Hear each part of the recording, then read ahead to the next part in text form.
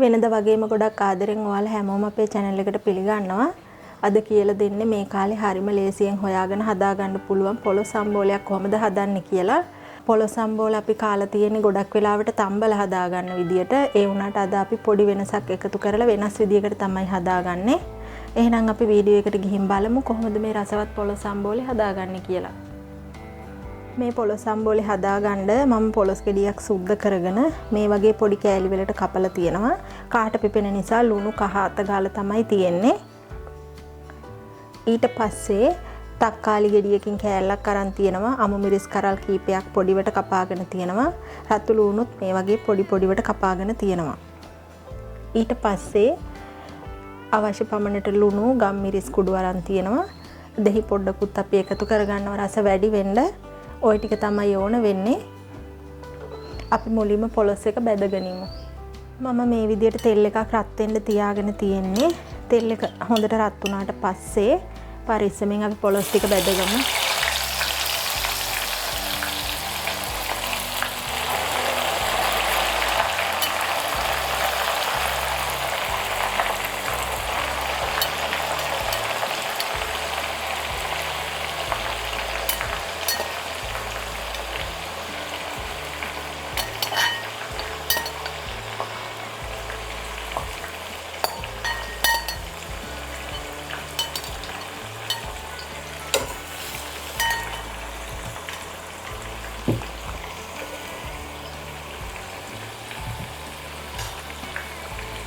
ඔය විදියට පොලොස් කෑලි ටික හොඳට බැදෙනකන් අපි බැද ගන්න ඕනේ.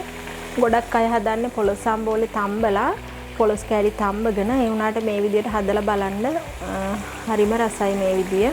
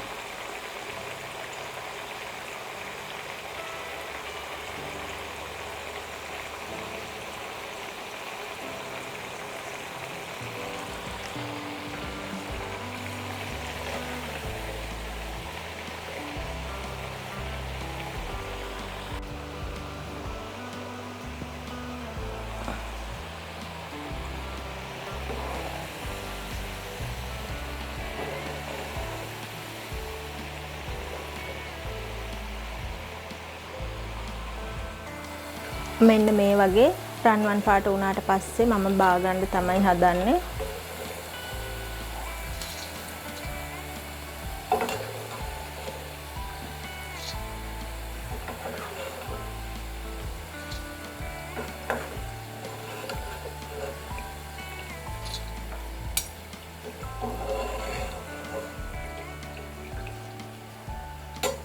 මම දැන් මේකට අනිත් දේවල් ටික දාලා අනා ගන්න තමයි හදන්නේ.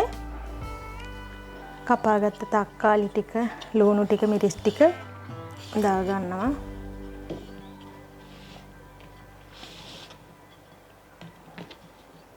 ඊට පස්සේ ගම් මිරිස් කුඩු ඔයාලට සැර ඔයාලගේ කැමති ප්‍රමාණයට අනුව දා ගන්න.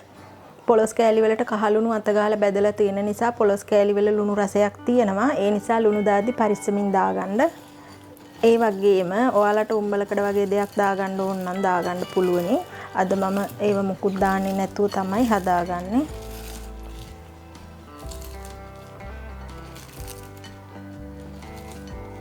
කරවිල සම්බෝල, නෙළුම් අල සම්බෝලත් මෙන්න මේ වගේ තමයි. ඒ විදිහටම අපේ මේ පොලොස් සම්බෝලෙත් හදාගන්න පුළුවනි.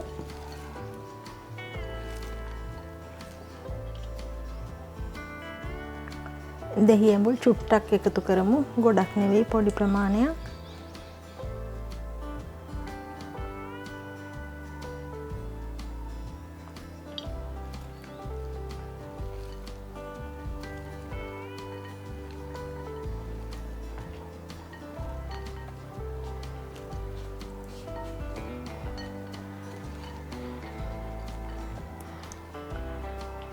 ඔන්න ඉතින් ওই විදියට රසවත් පොලොස් සම්බෝලයක් අපි හදාගෙන තියෙන්නේ.